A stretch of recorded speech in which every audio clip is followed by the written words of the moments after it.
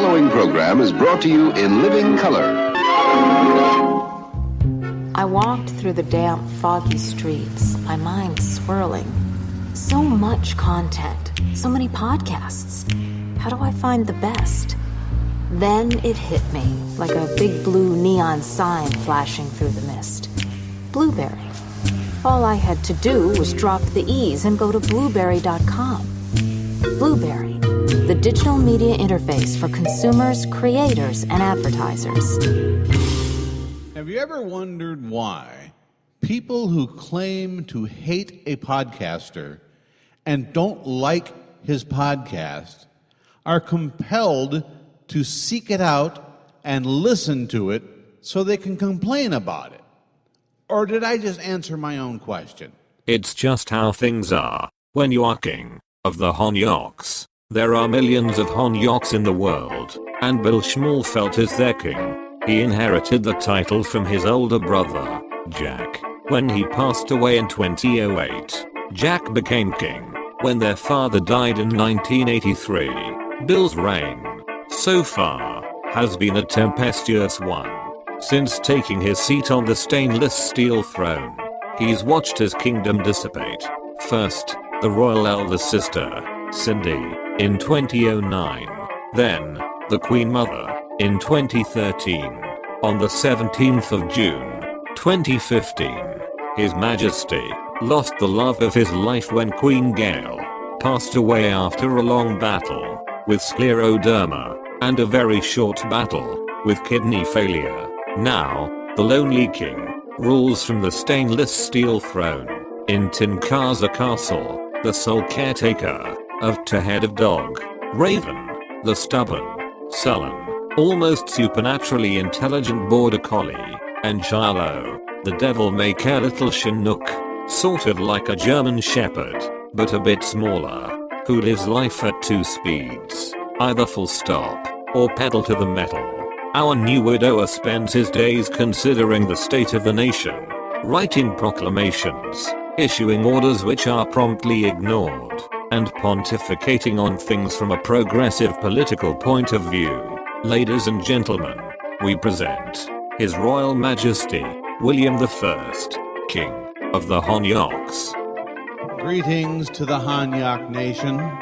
This is another message from your liege lord, King William I, as once again I address my kingdom of Hanyaks. And I raised a question here at the outset because I honestly thought that the people who were hounding me and taunting me about the impending death of my wife, Gail, who passed away on Wednesday of this week, I thought that they were going to leave me alone now. It turns out now they're demanding copies of her death certificate, and they're saying the most outrageous, filthy things about her, and about me, and about my family, and about my wife's side of the family. I've posted a comment on Facebook today letting my wife's side of the family know about this nest of vipers so that if they want to take any action, they can do it. If they would like names and addresses of the people whose names and address I'm aware of, I will provide them with a smile. You're not fighting me anymore, guys. You're fighting the whole family. My name is Bill Schmalfelt, and I do not suffer fools gladly.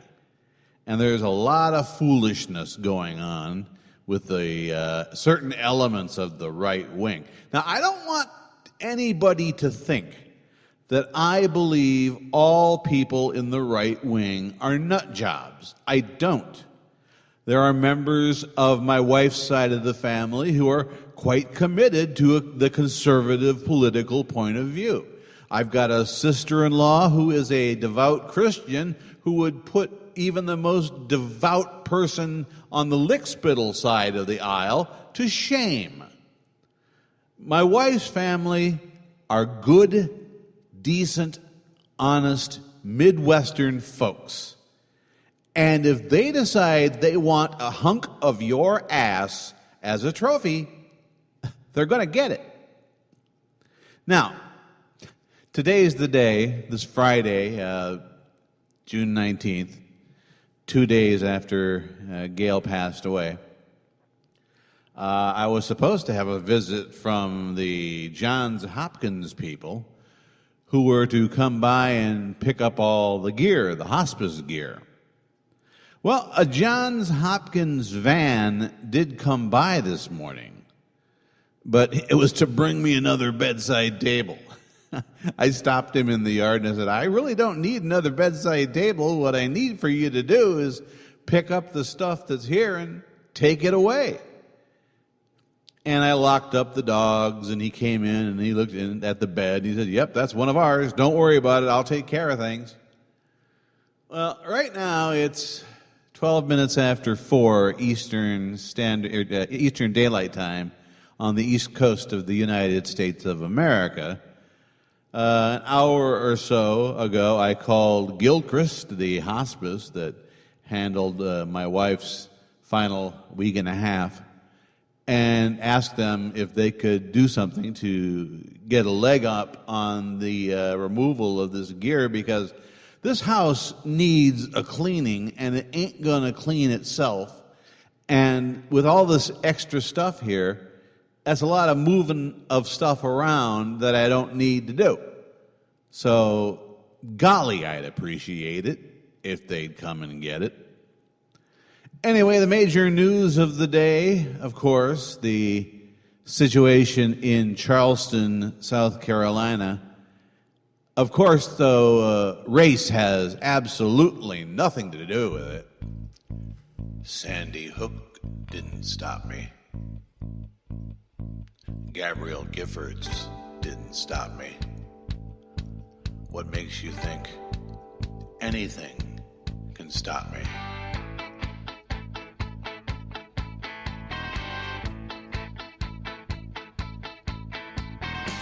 I can't seem to face up to the facts. I cannot tolerate the gaze of blacks. I can't sleep 'cause my head is on fire. I'm dressed up in my combat attire. Right-wing killer, what's to say? Far better. Run, run, run, run, run, run away. Oh, right-wing killer, black or gay. Far better. Run, run, run, run, run, run away. Oh.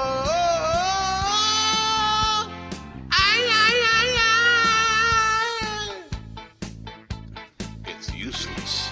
Don't you understand that yet? They rape our wives and daughters. We just want our country back. You're talking a lot, but you're not doing anything.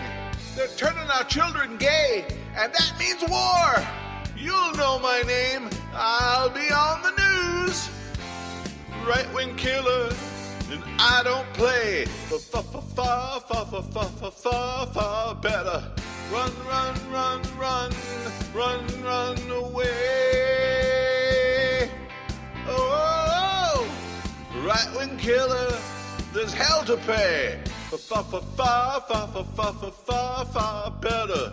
Run, run, run, run, run, run, run away. Oh,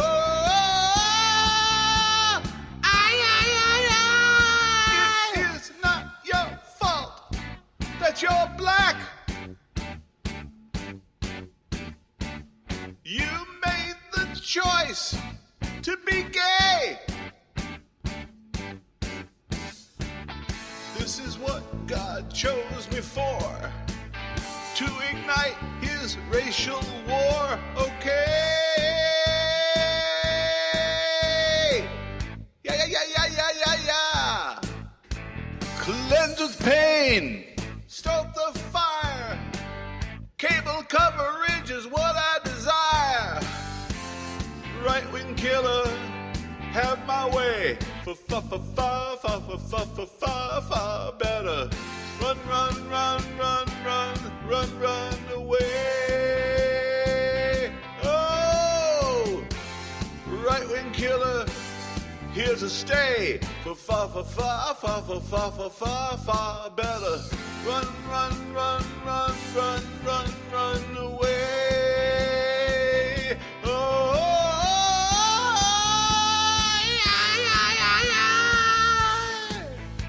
if I may take the liberty of quoting Jon Stewart from The Daily Show, I honestly have nothing other than just sadness, once again, that we have to peer into the abyss of the depraved violence that we do to each other, and the nexus of a just gaping racial wound that will not heal, yet we pretend does not exist.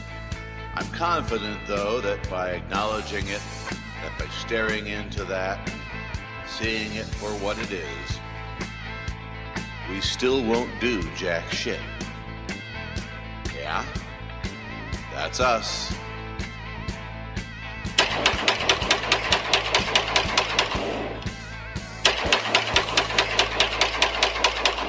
Now, I have no way of knowing one way or the other if the kid who killed these 9 people is a right-winger, but I do know he's a racist. And he went to that church for the express purpose of killing black people, which he did with remarkable skill. All the usual right-wing radio religio-fascist pundits, however, are taking a different tack on this. Alex Jones, the host of the widely listened to InfoWars radio program, says this whole Megillah is nothing more than Obama's socialist race war plot. See, they can take this event, just like a shark attack, super rare, but when it happens, it's huge news, and they can hype it, and then you can bet your bottom dollar there will be other racist, crazy people that will go out and attack blacks now, and vice versa. Racist, crazy black people will go out and do the same thing. And we just barrel towards the summer with every historical analyst, financial analyst, cultural analyst saying this summer is going to be explosive, probably going to have a race war. Matt Drudge said we could see the fall of America. America is being set up for a fall, and out of that, the new socialist nightmare. And again, George Soros financed right-wingers that had a beef with the Russian groups, and some of them were legitimate beefs on both sides, to then bring that country down, and now look where they are, basically in flames, and in a major depression, being financially looted. And George Soros is in there funding this whole Black Lives Matter situation to get it going, and pointing out a lot of real things that are wrong and are happening, police brutality, you name it, towards this cultural crisis that they will then hold the whole country hostage with to accept tyranny. Remember what Al Sharpton said, we need to federalize all the police. Hi, this is Bill. And if you get nothing else out of listening to this recording, I hope that you'll take away from it the fact that President Barack Obama is not a dictator. And I'm going to prove that to you. I'm going to prove that to you beyond the shadow of a doubt right here, right now. Let's listen to these recordings from Glenn Beck and Matt Staver. He looked the American people in the eye, a guy who took an oath to protect and defend the Constitution of the United States, and over again, looking us in the eye, he said he would use his executive power to get his way. He bragged about it repeatedly. I believe that every American should write in those diaries that this was the State of the Union, where our president declared he would become America's first dictator. He is literally taking upon himself powers that are not conferred to the President of the United States. The President can't, through the executive order, just bypass Congress, and that's what he's doing. And this is reprehensible. This is a dictatorship.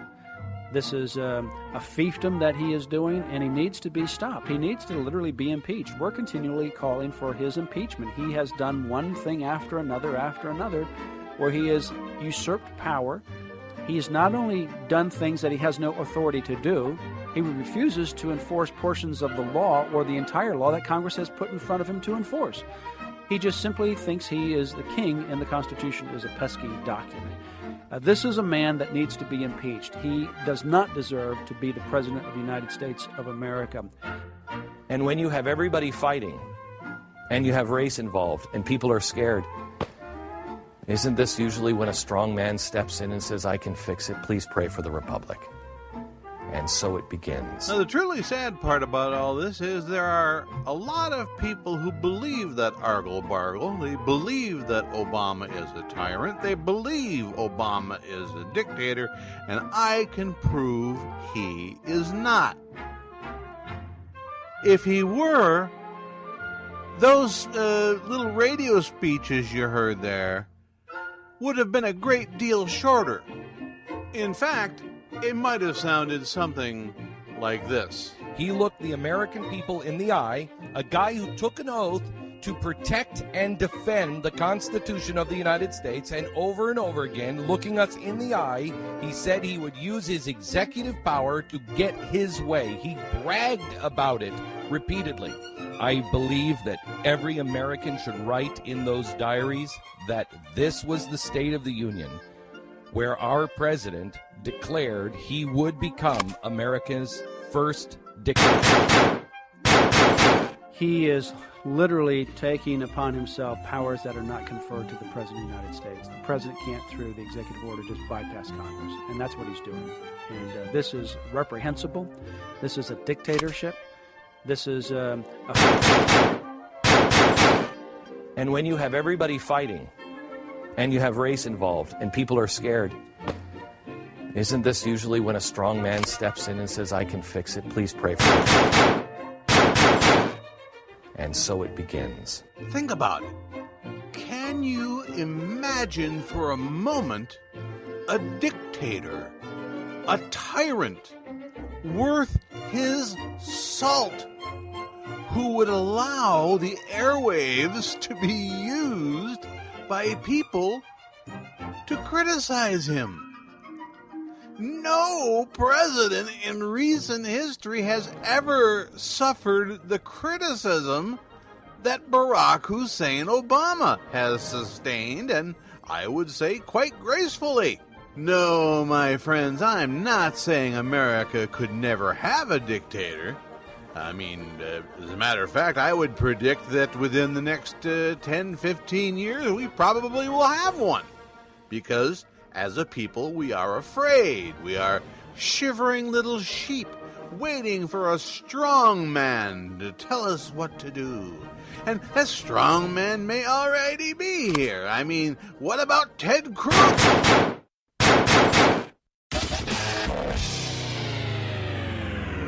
Now, it matters not to me whether or not you like the guy. I happen to like him. Gail adored him, but a lot of people don't like him. I assume that some of the reasons are policy. I assume that a lot of the reasons have to do with misinformation people believe, given out by people like Glenn Beck, etc. You'll have to pardon me for just a moment. We'll get back to this line of chatter in just a bit, but my son just came home from work with 3 pieces of mail of interest. While Gail was still here and obviously on her way out, I filed a brief with the Howard County Circuit Court asking for an indefinite delay, as I had no idea when, at what day, what time, what hour my wife would pass away. Well, the court declined my request because basically we would have to set a new day, and Hoge would have had to agree to it. Hoge, humanitarian that he is, has chosen not to agree with it. While a continuance because of illness or death in the family of counsel or a party should generally be granted, such delays are for fixed times. Any filing deadline, hearing, or trial is moved to a date certain. Respondent asks that the instant matter be put on hold until respondent's family situation is resolved. No one knows when that might be. Wjj Hoge III of 20 Ridge Road, Westminster, Maryland, is so anxious to have a peace order on me that he is appealing the decision of the Howard County District Court to deny him a peace order. The district court said that he had no legal basis for, how did they word it? No legal, God, now I can't even think of what the terminology for it is. He didn't have a leg to stand on, basically, is what the court said. So, of course, telling Wjj Hoge no is reason enough for reversible error. And so he filed this motion for opposition to my motion for a delay. And then, ever the humanitarian, he filed this addendum, which I received today also. Respondent announced that his wife died on 17 June 2015, wherefore Mr. Hoge asks the respondent's motion for a delay be denied as moot and for other relief as the court may find just and proper. I had intended to just not show up to that hearing on the 25th, and since he wants it so badly, just let Mr. Hoge have his peace order. But the way I'm being manhandled on websites like billysays.wordpress.com and now these inhuman motions from Wjj Hoge, nah, I'm going to be there on the 25th, and I am going to barbecue his ass and feed it to him a forkful at a time. Now, back to the subject at hand, the murders in Charleston, South Carolina. It couldn't possibly have anything to do with racism. I mean, really, racism ended years ago. In fact, black pundit Jesse Peterson, I believe is his name. Did I get that right? Yep, Jesse Lee Peterson says racism is no longer even an issue in the United States of America. President Barack Obama gave a little press conference on this morning, and he made a reference to the church burning and shooting back in the late 50s, early 60s, as though one relate to the other one. He also implied that racism is still an issue in America today for black people from white folks, when it's absolutely not true. You have the Department of Justice and others calling it a hate crime even before they knew, before the dust settled. They call it a hate crime, which is encouraging or clarifying or verifying for a lot of angry black people that racism is a problem. I think that it's just a sad, sad situation. The race hustlers are going to have a field day. And another quick point I want to make is that it was reported, at least one report, that the man that killed these people said to them before killing them that black people have been raping and killing our people, or raping our women and killing them, and this is like a payback. And I've been saying to white Americans for the last 25 years, warning them that you need to start speaking up instead of holding that anger in, because you could get so angry that you're come out fighting in the wrong manner. All right. Well, let me interject to that. That you're accurate. That is a report that he told the victims or said, this is payback. Or you've been, you people have been raping our women and committing crimes, etc. But what do you mean? How would you suggest a white person who feels that way speak out so it doesn't get bottled up inside? Who would they speak out to, and at what risk to themselves? Well, they need to speak out to the country, to black Americans, and tell them, I am not a racist. I am not your problem. You need to take care of your own life or lives. You need to get married, raise your own children, get away from the government taking care of you, drop your anger so you can see that I am not your problem. White Americans have been made to feel for the last 50 years or so that they are to blame for the situation in the black family and in the black community, when it has nothing to do with white racism, but everything to do with the lack of moral character. So white people are feeling fear if they should speak up. They're called racist, and they are feeling guilt because they feel a sense of responsibility for what's going on when they really have nothing to do with it. So they have all this anger that's starting to build up inside of them. And I am very concerned. I have been concerned for a long time that if they don't open up and express themselves and say no when they're called racist, we're going to see more killing. And I want to be wrong, but we're going to see, especially young white men and women, we're going to see more of them carrying out acts that like the ones we just saw in South Carolina. And he's correct, there is no more racism in the United States of America. I'm old enough to remember the day racism ended. No, it was not the election of Barack Obama. It was on a September evening, I think September 7th, 1967, when the CBS television network debuted a brand new show. There's a Negro living next door, and that's not quite so bad. There's a Negro living next door, and he doesn't smell bad. Nice, and we don't discriminate. There's a Negro living next door, there's not much we can do. Just a Negro living next door, not a Muslim or Jew.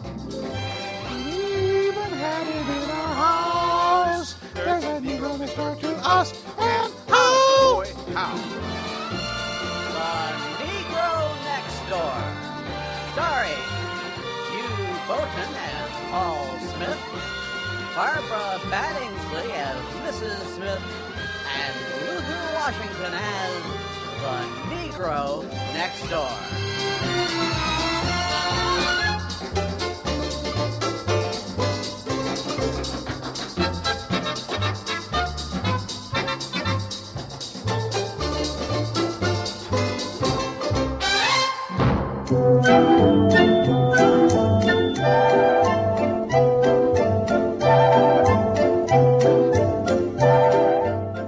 Paul, have you noticed this yet? Noticed what, dear?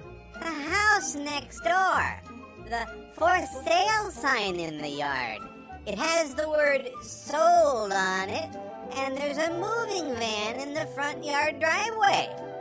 Do you think it's too early to walk over there and introduce ourselves? Nonsense. They'll probably be happy to know they have such pleasant, normal neighbors.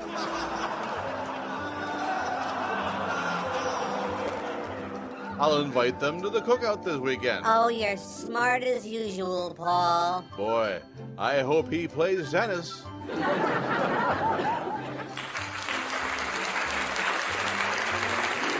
Well, here we are at the front door of our brand new neighbor. I'll ring the doorbell. May I help you? Oh, they have a butler. Yes, boy. Would you let the property owner know that he has visitors? There's a bright, shiny new Roosevelt dime in it for you if you make it snappy. Feats, do your stuff. Sir, I am the property owner.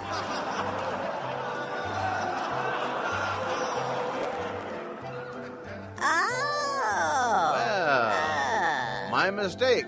Hello? Hello? We're your, new neighbors, Mr. and Mrs. Paul Smith. You could afford a nice house like this in a nice suburban neighborhood. Good for you. Yes, thank you. I'm Chief of Neurosurgery at the University of Maryland Medical Center. Golly, I didn't know there were any What my wife meant to say is, you have the advantage of us. Yes, I am Dr. Filbert Jackson. Dr. Jackson. Mind if I call you Filbert? No, not yet. I don't think so. Well then, Dr. Jackson. Dr. Jackson. Welcome to our lovely neighborhood. Are any of your brothers and sisters or friends or anyone you know also looking to purchase property in this neck of the woods? Paul's a real estate agent. Oh, honey, stop lying. She lies all the time. I'm the assistant manager at the Shafter Shoe Shop. And you're able to afford such a nice home in a nice neighborhood. Suburban yet. Well, it's not always easy. Never mind that, honey. Say, Dr. Jefferson? Jackson. Dr. Jackson, I'm sorry. We're going to have a cookout this weekend. Why don't you come over? We were planning on grilled tri-tips, but I think I can get some chicken at the shop you saved by then. And the watermelon, honey. Haha, don't forget how much these people love their watermelon.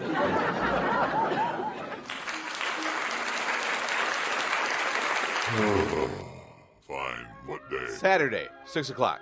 Bring your wife. I'm not married, but I do have a partner. Oh, your medical partner? Not exactly. Louis, come out and meet the neighbors. Hello, I am Louis, and may I say, I love your earrings.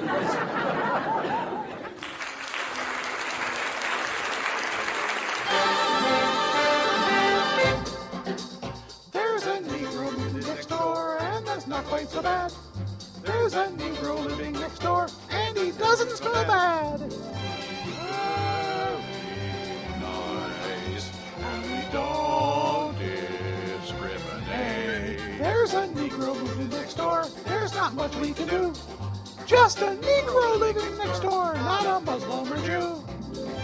We even had it in our house. There's a Negro next door to us, and how? The Negro Next Door is a Desi Lou production. I think it was a black and white show. I don't think we had color back then. Hello once again. You may remember me from the series of Child Scam public service announcements we did to raise money to help care for children in far-off distant lands living in squalor and their own filth. Unfortunately, the Federal Trade Commission in Washington, D.C. has these rules about what percentage of your generous donations must be used to actually benefit the people we portend to benefit.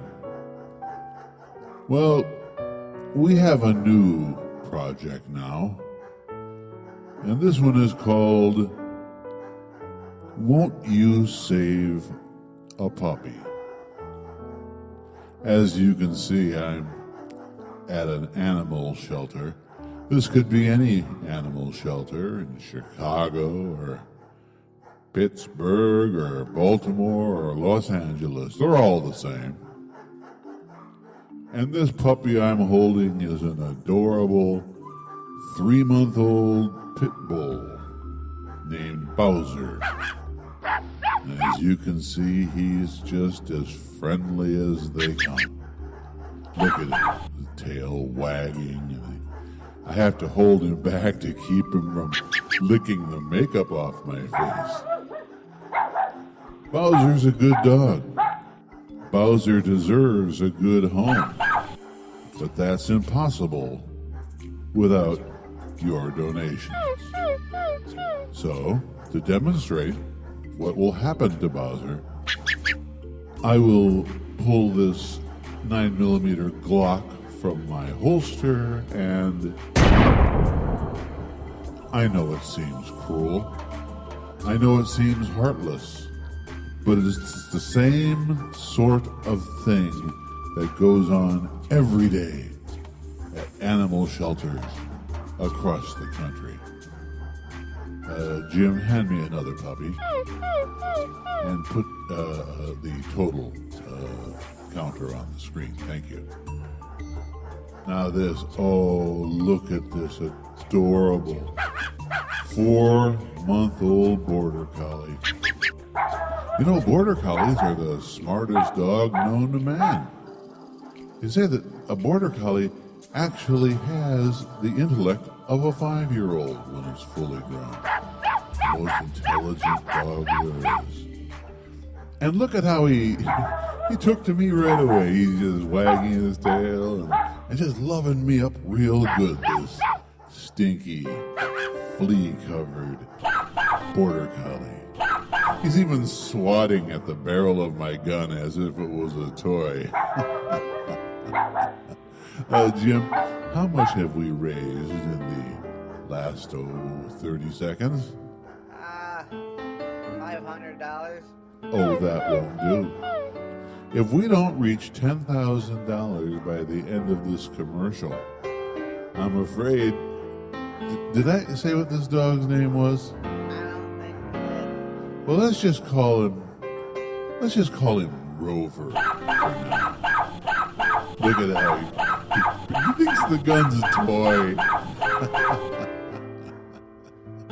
Oh, goodness.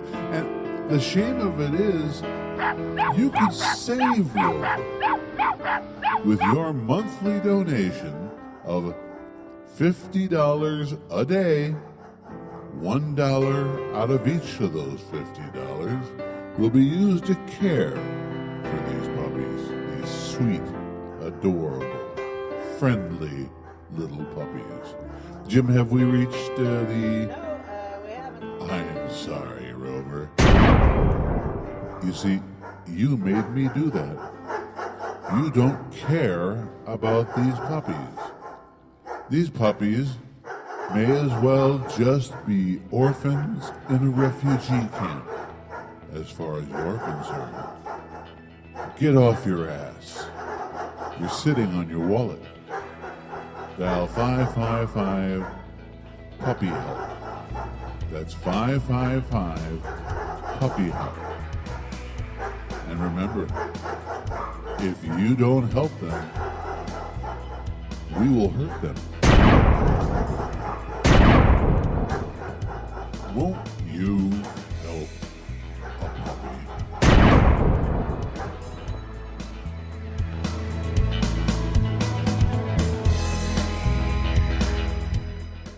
See, here I thought Wjj Hoge III was smart enough to realize that one of the basic laws of the universe is do not mess with somebody who's already angry at the world in general because he lost the love of his life years before she should have died.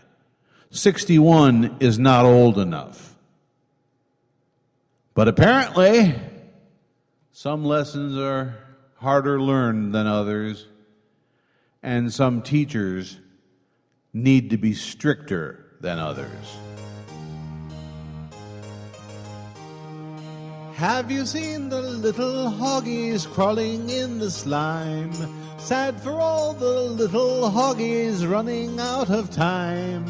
Paying for your crime can lead to butt hurt.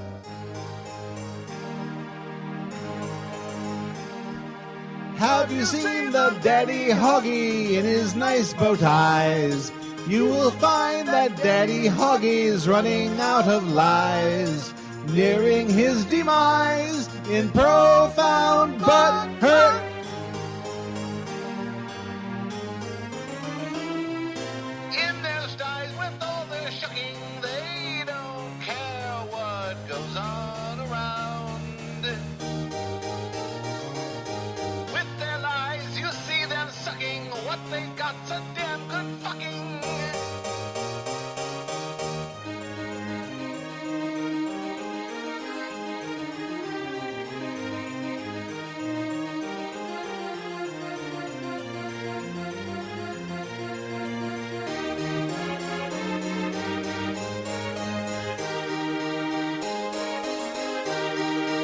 Everywhere there's lots of hoggies with their hoggy lies.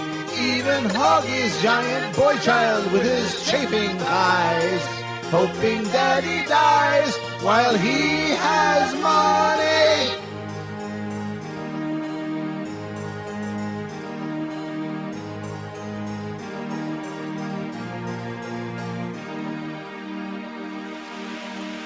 One more time.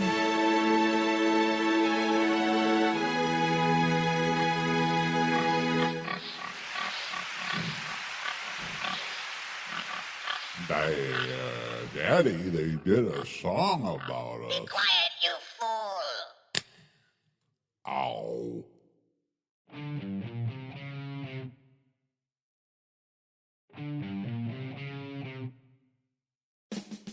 Sitting on our court bench, eyes a teenage girl with bad intent.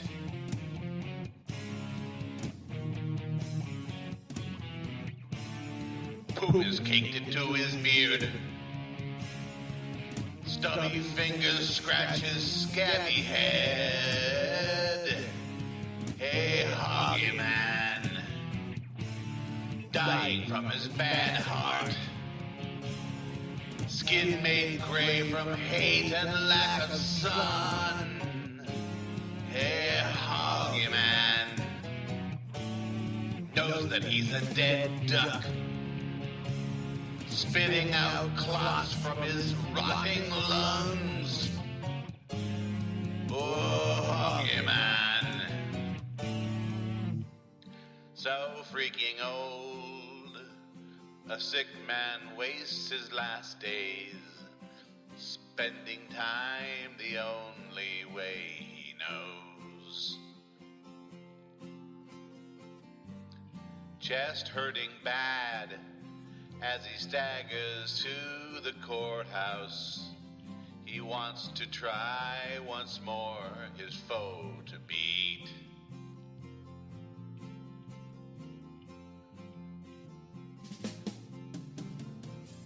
Leave her alone, that's all her father asked. Forget that we exist and just let us be. Hoggy man, you fool, don't you know that you're a loser? You foolish dolt, the truth won't set you free.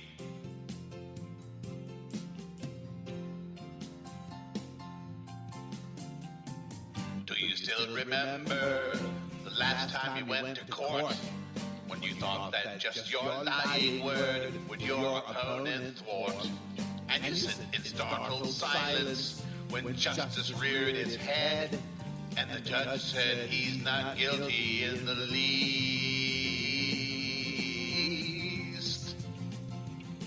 So freaking old, a sick man wastes his last days, spending time the only way he knows. Chest hurting bad as he staggers to the courthouse. He wants to try once more his foe to beat. Oh, leave her alone, that's all her father asked. Forget that we exist and let us be.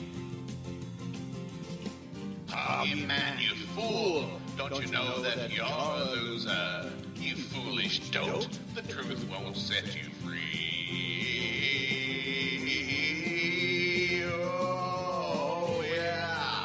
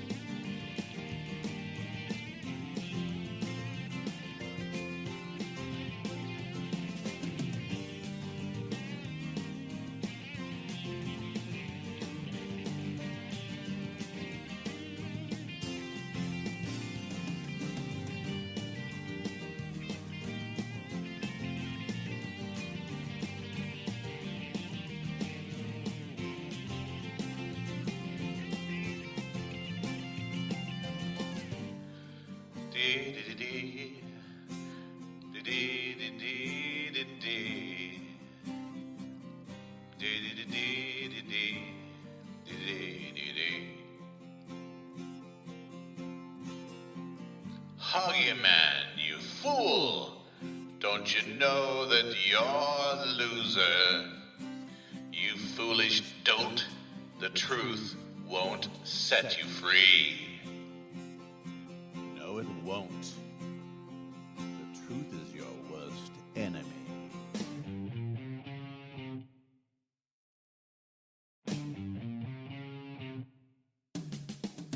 Sitting on a court bench, eyes a teenage girl with bad intent.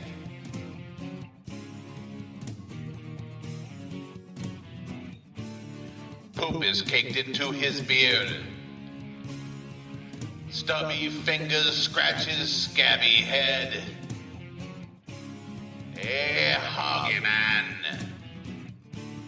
died from his bad heart. Skin made gray from hate and lack of sun.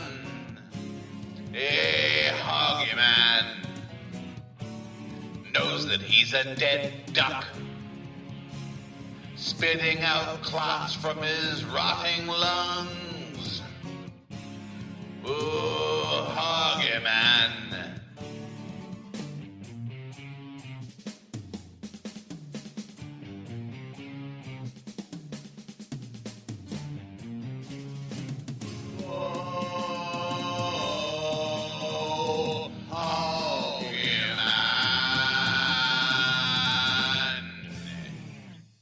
You see, I'm not Hoge's only problem. He's got Brett Kimberlin to deal with. On July 5th, Hoge will sit across the bench in the defendant's table along with his pal and stooge Aaron Walker to face charges.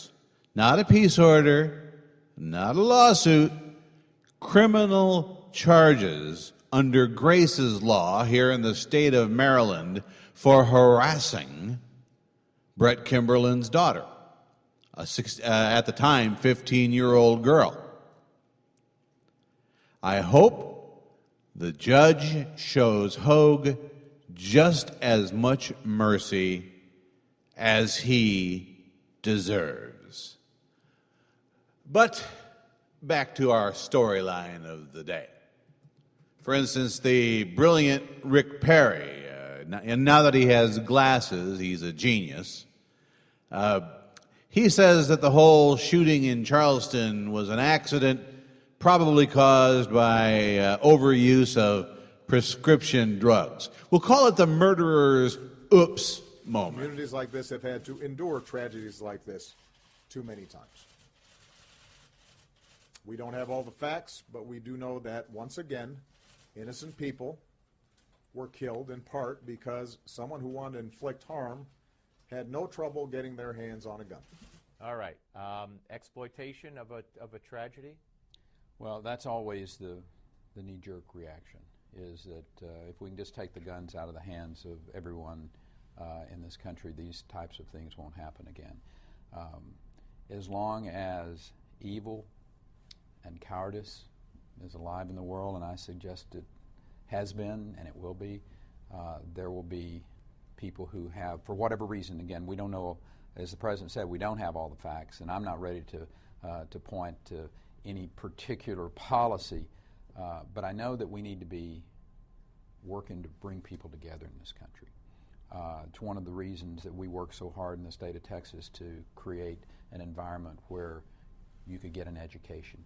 Texas now has the second highest overall high school graduation rate in America. If you're African American in America and you live in Texas, you live in the state that has the #1 high school graduation rate. Which is so very, very important. So important to this. It gives hope and it gives you a chance. And that's where I would like to see the next President of the United States really focused on bringing this country together, allowing those states to come up with programs to improve education opportunities. As you did, but I do want to ask: is that did he go too quickly to the microphone and blame guns? And is this just an attempt to exploit a situation in your view? This is the MO of this administration. Anytime there is a accident like this, the president's clear. He doesn't like for Americans to have guns, right. And so he uses every opportunity, this being another one, to basically go parrot that message. There's a debate going on today especially, should this be called an act of terror as opposed to a, whatever they're calling it, crime, a murder, a terror? Well, what's the line there in your view? I don't know, but I think the facts, once we get them, there were more people than that killed in Paris. This was a crime of hate. We know that, and also I think there's a real issue to be talked about. It seems to me, again, without having all the details about this one, that these individuals have been medicated, and there may be a real issue in this country from the standpoint of these drugs and how they're used. I know for a fact, being a substantial supporter of our military and our veterans, that the Veterans Administration, for instance, is handing out these opioids in massive amounts. Yes. And then people question, well, why can't these young individuals get work, or why is the suicide rate so high? So, I mean, there are a lot of issues here underlying this that I think we as a country need to have a conversation about, rather than just the knee-jerk reaction of saying, if we can just take all the guns away, this won't happen. Now, first of all, I have heard nobody in a position of authority say to take all the guns away. For one thing, that would be impossible, and I would never even think of supporting something like that. So what they're doing on the right wing now is creating these straw men that they can knock down by claiming that, this is all Obama. Obama wants to take our guns away. That's why, and there's even some folks who think that Obama somehow programmed this kid to go in and shoot up a black church. Leftists pounced on the Charleston shooting before the bodies were even cold to push their twin agenda of gun control and racial division. Liberals are hastily exploiting this tragic incident to fabricate the myth that there are armies of white people waiting to commit violent hate crimes against blacks. They're even advocating that only white people be disarmed, an inverse of early racist gun control laws which targeted black people. The reality is somewhat different. Here's what they're not telling you. There's no wave of hate crimes being committed by whites against black people. Justice Department figures show that black people comprise 13% of hate crime victims, a figure in line with their population numbers. White people, on the other hand, comprise 65% of hate crime victims. And from 2003 to 2006, black people comprise just 7% of hate crime victims. Black people are responsible for half of all homicides within the United States, despite making up only 13% of the population. Department of Justice statistics show that between 1980 and 2008, blacks committed 52% of homicides, compared to 45% of homicides committed by whites. There's clearly a problem of violent criminality within the black community, but hardly anyone is talking about it. Despite being outnumbered by whites 5-1, blacks commit 8 times more crimes against whites than vice versa, according to FBI statistics. A black male is 40 times more likely to assault a white person than the reverse. Incidents involving hate crimes, including murders, where the perpetrator is black and the victim is white, are almost universally ignored by the mainstream media. For years, the phenomenon of overwhelmingly black people randomly attacking white people on the street was disguised by the press, calling it the knockout game, when in reality it represented a disturbing wave of violent black-on-white hate crime. And once again, we're seeing this dumb argument made by liberals who claim that the Charleston shooting isn't being called an act of terrorism simply because the perpetrator is white. They seem to be incapable of visiting dictionary.com and finding out that terrorism means to use violence to coerce for political purposes, particularly targeting institutions of government. Newsflash: when white guys commit acts of terror which are politically motivated, they are labelled terrorists. Bill Ayers, Ted Kaczynski, Timothy McVeigh, Eric Robert Rudolph. They were all denounced as terrorists. When Ishmael Abdullah Brinsley shot 2 NYPD cops in the head last December in a Black Lives Matter revenge attack,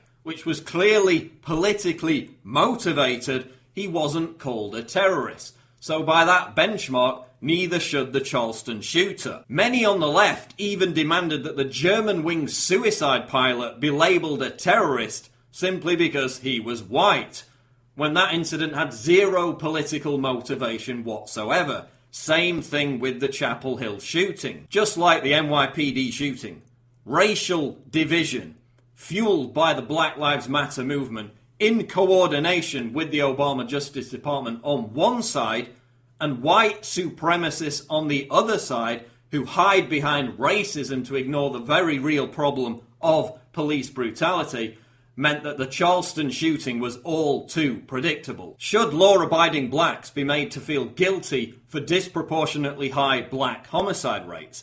No, but by the same token, law-abiding whites should not be figuratively put on trial and pressured to atone for their white guilt and relinquish their Second Amendment rights in response to events like the Charleston shooting. So long as the debate continues to be centred around hating on and shaming people for their skin colour, resentment on both sides will continue to boil over, encouraging mentally disturbed people to violently act out, with more innocent victims being the price we pay for our obsession with race.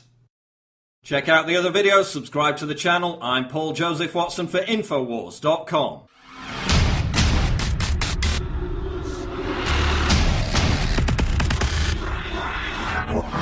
Because remember, that's what Obama wants to do, according to the stupid people. He wants to end religion. He wants to close the churches and murder all the religious people.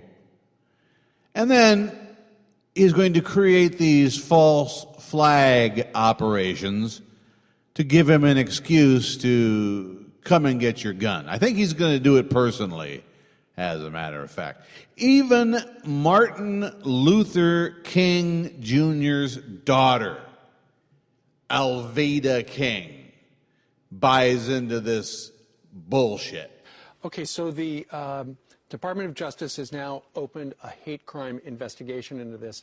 And we told you that when you came to sit down. But then again, you reminded us that you are familiar with church shootings, and it wasn't a hate crime in what we think of it these days as. Let's define hate. Hate does not have a color. It could be a white killing black people. It could be blacks killing whites. It could be whites killing each other, blacks killing each other. So this is not just a racial hate crime. But we just want to see a motivation. That's the motivation, it's insanity, it's rage. Race can be behind it. I'm not going to deny that. But the man who shot my grandmother and killed her in 1974. In a church. In Ebenezer Baptist Church. The mother of Martin Luther King Jr. was gunned down by a black man. Why did he do that? And other people were shot. He was outraged. He was making his statement about the times. And he shot Mama King in Ebenezer Baptist Church. So now this disturbed young man, I understand he's Caucasian, and he shot black people, and that's not good. But evil is not just limited to color. But I hate when they say disturbed, because the disturbed is almost a cop out. This is you can act, you can get treatment, but if you're disturbed, that doesn't or try to marginalize what he's doing. It's not okay, but it's a lack of value for human life. Exactly. You know I'm going to say that as director of African American Outreach for Priests for Life. You kill babies in the womb, kill people in their beds, shoot people on the street. So now you go into the church when people are praying. Yes, the logic flows like wine. Doesn't it just? So what have we learned? Well, we've learned that it could not have possibly been a racist motivation for the kid, because there is no racism. Racism died, as I've proven, on a September day in 1967. There is no racism, and nothing makes a racist angrier than to be called a racist. You want to have a fight with a racist? Call him a racist. I'm not racist. There's a guy I work with, black as the ace of spades. We get along great. Sweet Jesus. I'm Bill Schmalfelt, King of the Hanyaks, and let me leave you with this thought.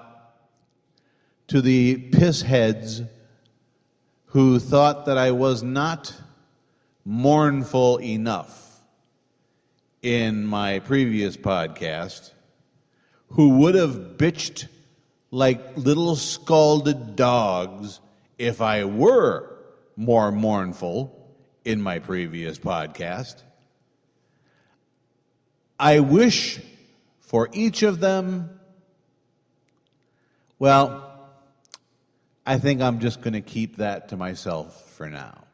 But I had planned, like I said, to not contest Hoge's double bite at the apple, and I am going to prosecute my lawsuit against Hoge and against Patrick Grady to the full extent of my ability, and I'm going to do it in memory of the sweetest, dearest woman God ever saw fit to put on this planet.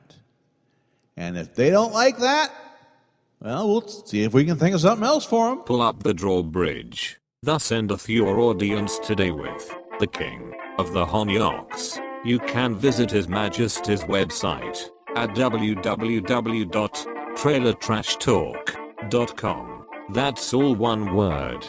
Trailer Trash Talk. King William I holds forth on Twitter, where you may petition for redress of all wrongs done to you by entering at the Honyoking. Again, that's all one word. At the Honyoking. HONYOCK. Join us next time when our liege addresses his minions from the stainless steel throne in Tinkaza Castle, when the King of the Honyoks returns to the air with news, views, and proclamations aplenty. The King of the Honyoks is a copyright presentation of Bill Schmalfelt, copyright 2015. All rights reserved. This podcast is a member of the Blueberry Network. Blueberry. No E's. That's Blueberry, BLUBRRY.com. Blueberry.com.